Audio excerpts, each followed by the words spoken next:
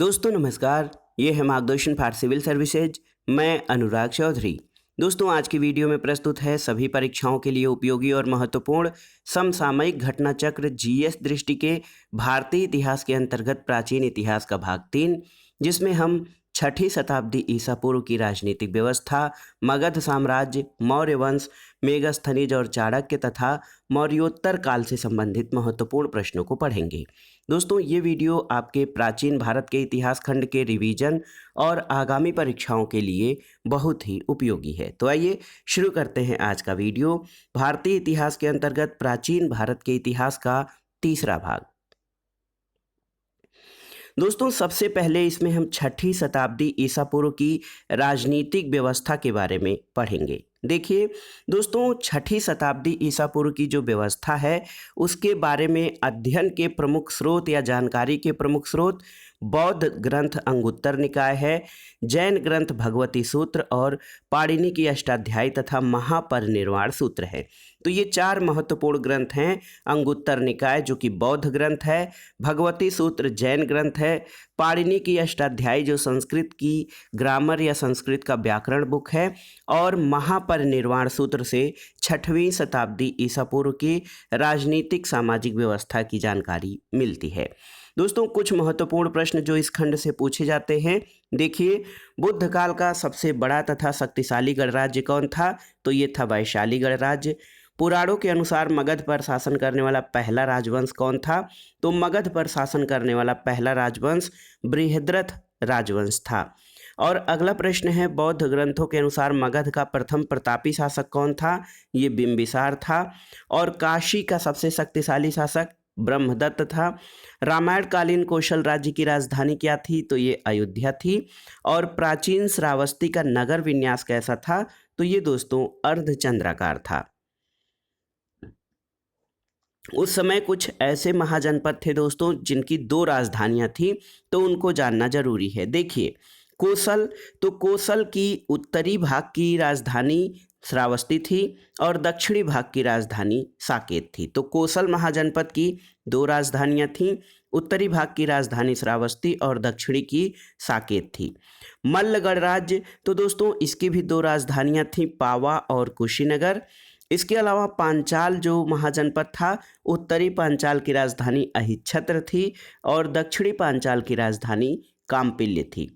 अवंती महाजनपद दोस्तों उत्तरी अवंती की राजधानी उज्जैनी और दक्षिणी अवंती की राजधानी महिष्मती थी। तो ये देखिए 4 ऐसे महाजनपद थे जो 2 राजधानियों वाले थे। आइए सिक्कों के बारे में जानते हैं। सिक्कों के अध्ययन के विज्ञान को न्यूमिस्मेटिक्स कहते हैं। याद रखिएगा सिक्कों के अध्ययन करने वाले विज्ञान को न्यूमिस्मेटिक्स कहा जाता है।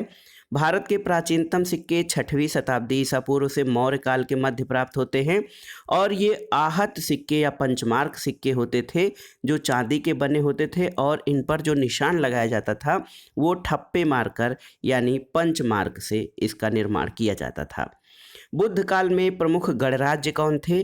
तो दोस्तों उस समय राजवंश थे, लेकिन कुछ ऐसे जो शासन थे जो गणराज्यों के अधीन शासन होते थे जिनमें जनता द्वारा निर्वाचित या चुने गए जो राजा या उनके शासक होते थे उनके माध्यम से। तो शाक्य गणराज्य जो है कपिलवस्तु, बुली गणराज्य अलकप, कालाम के सुपुत्र, कोली रामगाम, मल्ल की राजधानी पावा। तो दोस्तों ये बुद्धकालीन प्रमुख गणराज्य थे जिसमें शाक्य, बुली, कालाम, कोली और मल्ल थे। अब आइए देखते हैं मगध साम्राज्य के बारे में। दोस्तों मगध साम्राज्य में सबसे महत्वपूर्ण वंश रहा हर्यक वंश और बिंबिसार हर्यक वंश का वास्तविक संस्थापक माना जाता है। दोस्तों इनका परिचय जैन साहित्य में श्रेणिक के नाम से है। बिंबिसार का नाम जैन साहित्य में श्रेणिक आता है और महावंश में 15 वंश की आयु में ये मगध का नरेश बना था, ऐसा वर्णन आता है। और विवाह दोस्तों बिंबिसार का विवाह जो था ये चेटक लिच्छवी शासक की पुत्री चेलना के साथ हुआ था।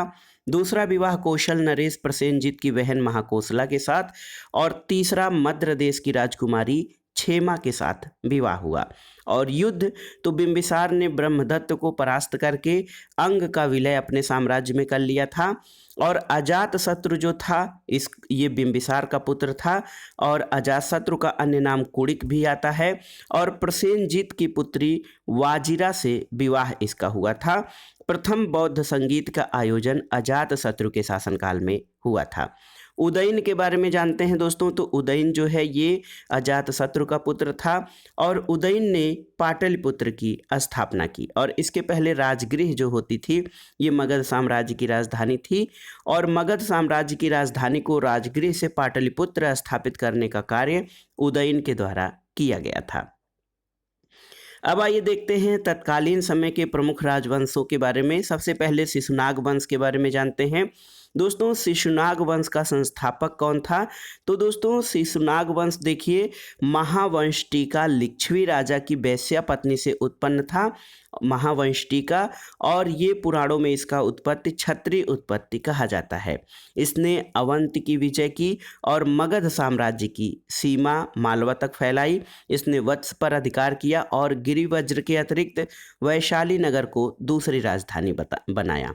तो कालाशोक जो था ये शिशुनाग का पुत्र था। पुराणों में इसका नाम काकवर्ण आता है।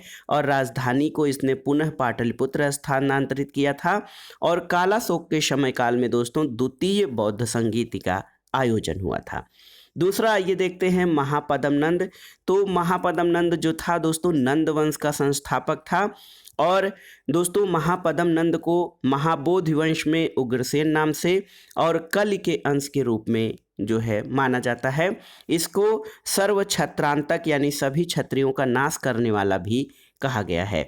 और दोस्तों नंद वंश के शासक महापद्म नंद को दूसरे परशुराम का अवतार यानी भार्गव नाम से भी जाना जाता है। और इसने एक छत्र शासन की स्थापना की थी। और महापद्म नंद ने एक राट की उपाधि धारण की। और इसके द्वारा कलिंग विजय की गई थी। और खारवेल के हाथी गुम्फा अभिलेख में इसका वर्णन मिलता है। दोस्तों महापद्म नंद के शासनकाल में देखिए पाणिनि इनके मित्र थे। घनानंद तो नंद वंश का अंतिम राजा घनानंद था। अग्रमीज जो था उग्रसेन का पुत्र था। और यूनानी लेखक बताता है उसके स्रोत से ये पता चलता है कि अग्रमीज जो है उग्रसेन का पुत्र था। सिकंदर का ये समकालीन था घनानंद। और इसके सेनापति का नाम भद्दशाल था। और इसकी हत्या चंद्रगुप्त मौर्य द्वारा की गई थी। जैन अमात्य इसके थे शकटाल और स्थूलभद्र। घनानंद के जैन अमात्यों में शकटाल और स्थूलभद्र थे। कुछ विदेशी आक्रमणों के बारे में जान लेते हैं। तो विदेशी आक्रमणों में दो आक्रमण हुए, दो प्रकार के, ईरानी और यूनानी।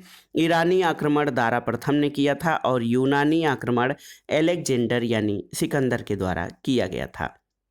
यूनानी आक्रमण के जो स्रोत हैं उसमें दोस्तों बेहिस्तून अभिलेख में यूनानी आक्रमण के बारे में ये जानकारी मिलती है कि दारा प्रथम के साम्राज्य के 23 प्रांतों का उल्लेख है। और ये वर्णन हेरोडोटस का विवरण है। इसके अलावा भारत जो था दारा के साम्राज्य का 20वां प्रांत बना था। तो ये बहुत ही महत्वपूर्ण है। दारा प्रथम जो है ये यूनानी आक्रमण जो है बेहिस्तून के अभिलेख से मिलता है। और दारा प्रथम आप जानते हैं ईरानी आक्रमणकारी था। इसका उल्लेख हेरोडोटस के विवरण में मिलता है कि दारा प्रथम के 23 प्रांत थे और भारत दारा के साम्राज्य का 20वां प्रांत था। कुछ महत्वपूर्ण तथ्यों को देख लेते हैं। दोस्तों पारसिक संपर्क के परिणामस्वरूप भारत के पश्चिमोत्तर प्रदेशों में किस नई लिपि का विकास हुआ? तो ये खरोष्ठी लिपि थी।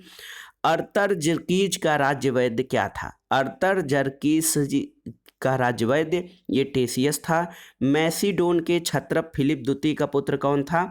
तो दोस्तों फिलिप द्वितीय का पुत्र सिकंदर था जिसको अलेक्जेंडर कहा जाता है। सीमांत राज्य अश्वक की राजधानी क्या थी?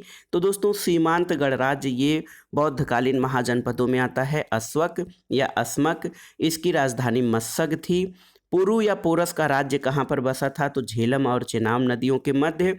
पोरस सिकंदर से कब परास्त हुआ था? तो दोस्तों पोरस सिकंदर से झेलम नदी के तट पर परास्त हुआ था।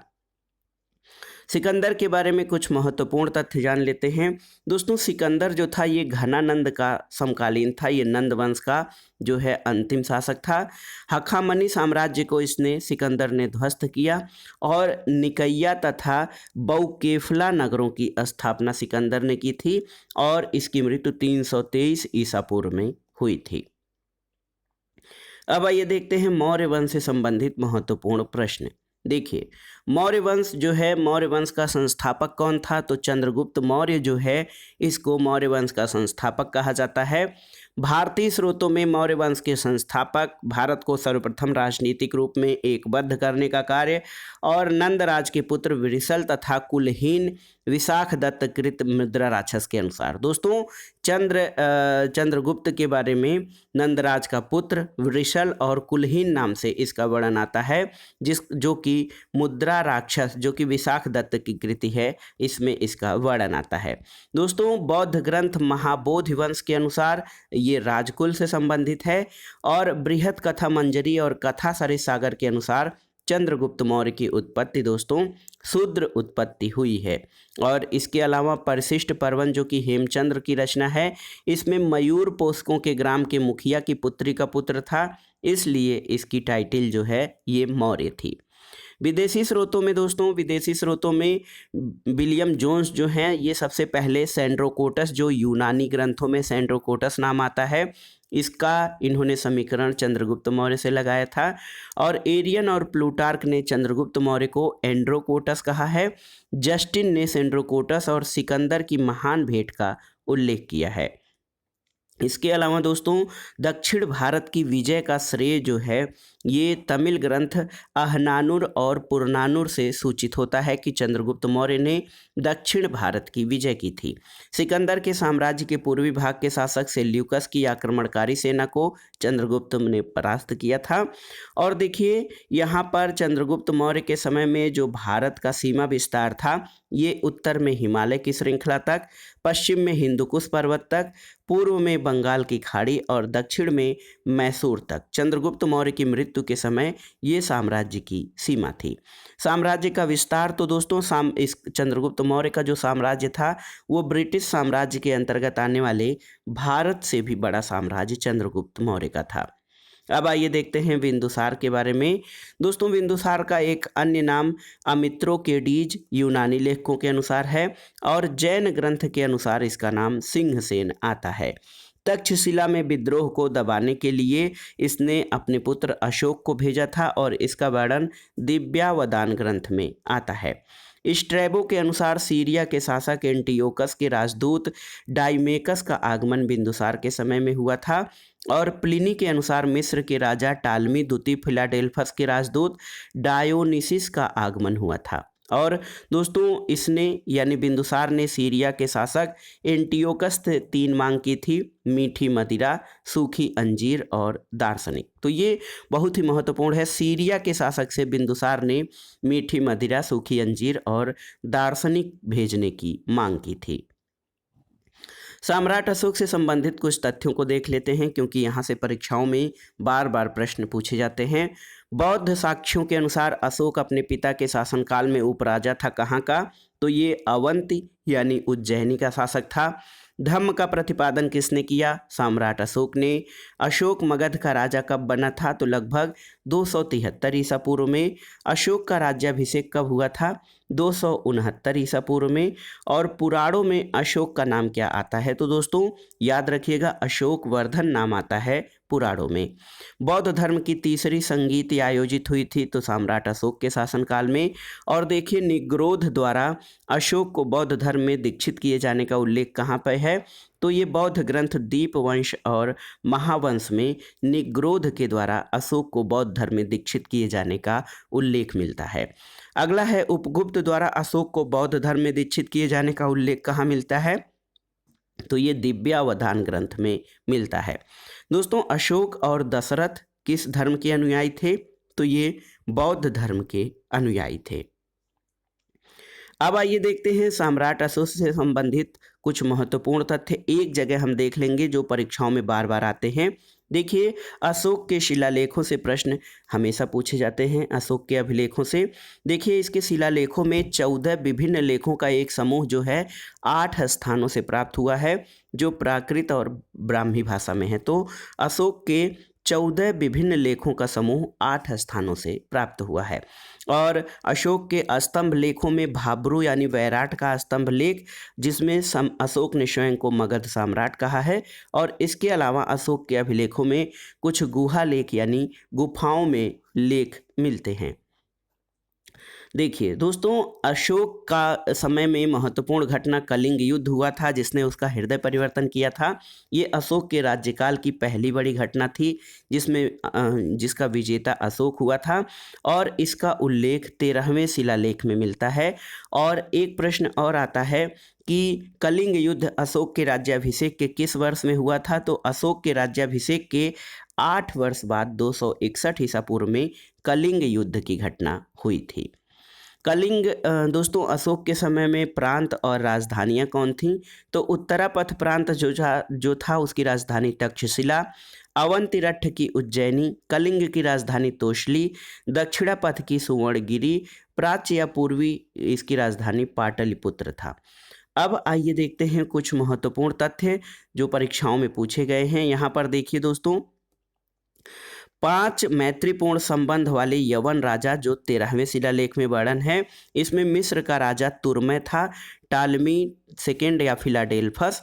दोस्तों, सीरिया का राजा एंटियोक या एंटियोकस द्वितीय था, जिसको थियोस के नाम से भी जाना जाता है। और अलिक सुंदर अलेक्जेंडर एपिरस था। इसके अलावा देखिए, यहाँ पर साइरीन में मग का शासक था। और मैसिडोनिया यानी मकदूनिया में अंतकिनी एंटीगोनस यानी गोनातास का शासन था। ये 5 मैत्रीपूर्ण संबंध थे अशोक के। इसके अलावा देखते हैं दोस्तों, देखिए अशोक कालीन प्राकृत भाषा में रचित और ब्राह्मी लिपि में रचित अभिलेख जो हैं, इसमें सोहगौरा ताम्रपत्र अभिलेख जो गोरखपुर से मिला है, और महास्थान अभिलेख बागरा ये बांग्लादेश से मिला है, जो अशोक कालीन प्राकृत भाषा में रचे गए अभिलेख हैं और इनकी लिपि ब्राह्मी है। दोस्तों, अशोक के शासनकाल में न्यायालय 2 तरह के थे। एक का नाम धर्मस्थीय था, दूसरे का नाम कंटक शोधन था। धर्मस्थीय न्यायालय जो है वो दीवानी न्यायालय था, और कंटक शोधन न्यायालय फौजदारी न्यायालय था। दूसरी, गुप्तचर व्यवस्था में एक संस्था होती थी जिसमें एक स्थान पर रहने वाले लोग थे, और दूसरा संचरा। प्रत्येक स्थान पर भ्रमण करने वाले गुप्तचरों को संचरा कहा जाता था। तो न्यायालय 2 थे, धर्मस्थीय जो दीवानी न्यायालय था, कंटक शोधन फौजदारी न्यायालय था। गुप्तचर व्यवस्था में संस्था एक स्थान पर रहने वाले गुप्तचर, और संचरा जो प्रत्येक स्थान पर भ्रमण करने वाले थे। मेगास्थनीज के बारे में दोस्तों कुछ महत्वपूर्ण तथ्यों को जान लेते हैं। मेगास्थनीज ने महत्वपूर्ण पुस्तक इंडिका में तत्कालीन भारत के सामाजिक राजनीतिक व्यवस्था का वर्णन किया है।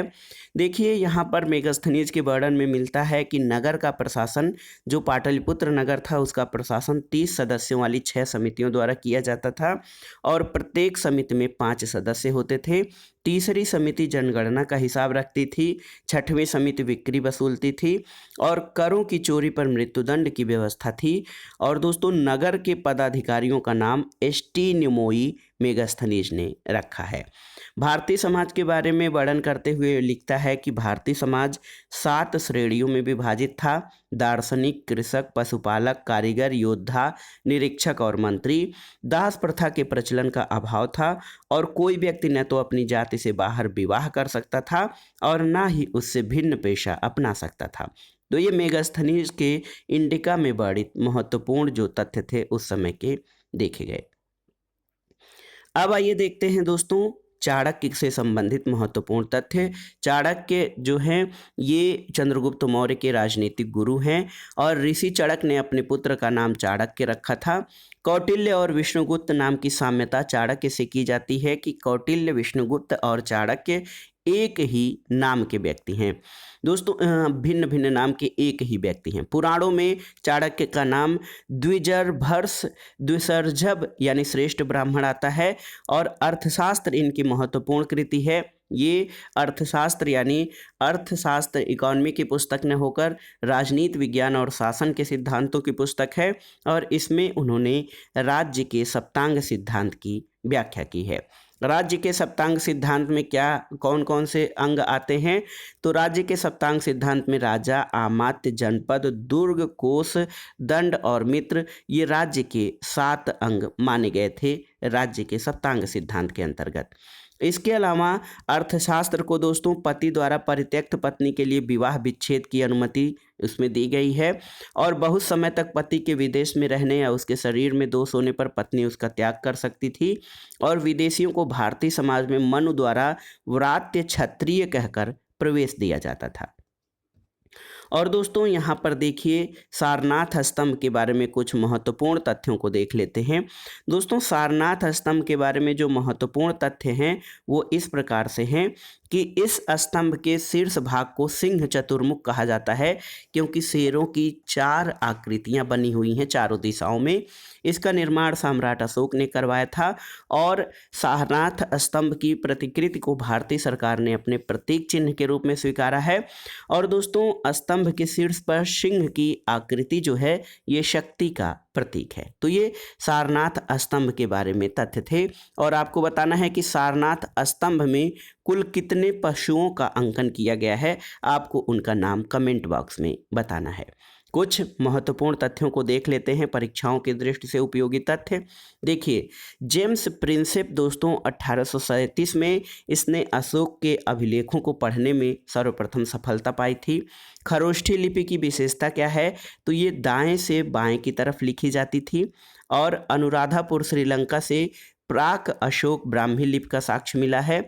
अशोक का नाम दोस्तों मास्की, गुर्जरा, नेतुर और उडेगोलम के लेखों में अशोक नाम आता है और इंडिका का लेखक ये मेगास्थनीज था जो सेल्यूकस निकेटर का राजदूत था और तक्षशिला मौर्य काल में शिक्षा का सर्वाधिक प्रसिद्ध केंद्र था।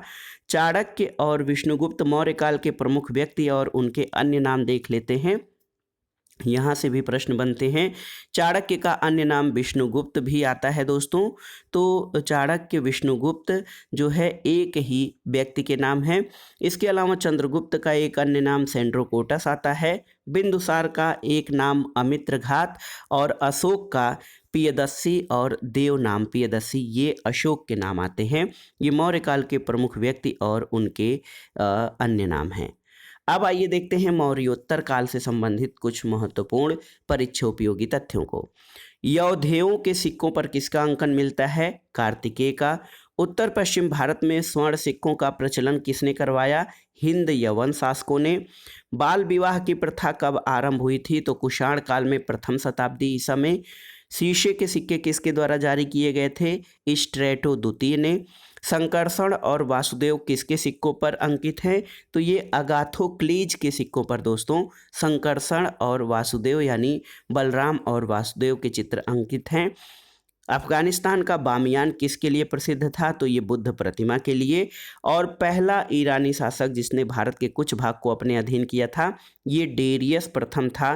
522 से 486 ईसा पूर्व इसका समयकाल था।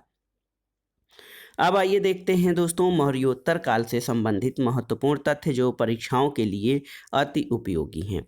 एक आता है दोस्तों रुद्रदामन का जूनागढ़ अभिलेख। यहाँ से बार बार प्रश्न पूछे जाते हैं तो इसके बारे में जो संबंधित तथ्य बनते हैं उनको देख लेते हैं। जूनागढ़ अभिलेख जो रुद्रदामन का है ये गुजरात के गिरनार पर्वत पर प्राप्त हुआ। इसकी भाषा संस्कृत और लिपि ब्राह्मी है। संस्कृत अभिलेखों में ये सर्वाधिक प्राचीन अभिलेख है और संस्कृत की काव्य शैली का प्राचीनतम नमूना रुद्रदामन का जूनागढ़ अभिलेख है। दोस्तों इसका प्रमुख अभिलेख क्या था कि सुदर्शन झील के पुनर्निर्माण का विवरण सुरक्षित रखना। ये दोस्तों रुद्रदामन के जूनागढ़ अभिलेख का प्रमुख उद्देश्य था। और आपको बताना है कि सुदर्शन झील का पुनर्निर्माण किसने करवाया था, ये आपके लिए प्रश्न है। आइए देखते हैं कलिंग के शासकों के बारे में। तो संस्थापक जो कलिंग का था वो महामेघवाहन था। खारवेल महानतम सम्राटों में से एक था और हाथी गुम्फा अभिलेख के अनुसार इसके बारे में विवरण मिलता है। पांड्य शासक ने गधे से हल चलवाया था और खारवेल का झुकाव जो है वो जैन धर्म के प्रति था। गांधार शैली दोस्तों उस समय कला की महत्वपूर्ण शैली, कनिष्क के शासनकाल में इसका विकास हुआ था और भारतीय और यूनानी आकृति की सम्मिश्रण शैली को गांधार शैली कहा जाता है और इसके प्रमुख संरक्षकों में शक और कुषाण शामिल थे। दोस्तों मूर्तियां बनाने के लिए सदैव हरित स्तरित या शिष्ट चट्टान का उपयोग किया जाता था गांधार शैली में। शुंग वंश के बारे में कुछ तथ्य देख लेते हैं। शुंग वंश का संस्थापक दोस्तों पुष्यमित्र शुंग था। भारद्वाज गोत्र के ब्राह्मण पाणिनि के अनुसार शुंग वंश का संस्थापक पुष्यमित्र शुंग था। पतंजलि पुष्यमित्र के पुरोहित थे और शुंग वंश का अंतिम राजा दोस्तों देवभूति था। अयोध्या लेख से ये विवरण मिलता है कि पुष्यमित्र ने 2 अश्वमेध यज्ञ किए थे। तो ये शुंग वंश के संबंध में कुछ महत्वपूर्ण तथ्य हैं जो परीक्षाओं के लिए महत्वपूर्ण हैं।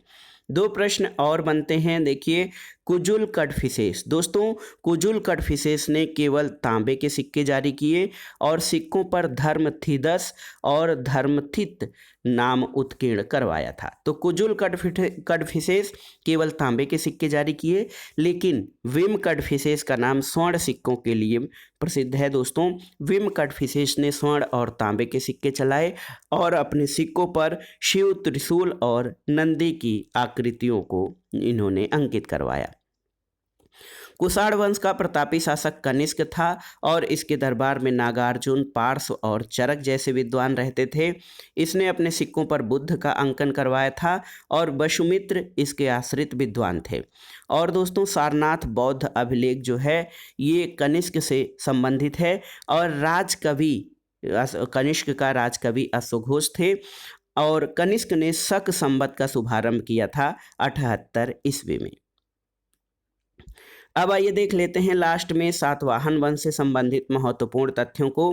दोस्तों सातवाहन वंश की वास्तविक राजधानी पैठन या प्रतिष्ठान थी इनकी, जबकि आरंभिक राजधानी अमरावती थी। सातकर्णी प्रथम सातवाहन वंश से संबंधित ये सातकर्णी उपाधि धारण करने वाला सातवाहन वंश का पहला राजा था और गौतमी पुत्र सातकर्णी दोस्तों विच्छिन्न होते हुए चातुर्वर्ण को फिर से इसने स्थापित किया और गौतमी पुत्र सातकर्णी वर्ण व्यवस्था का रक्षक था।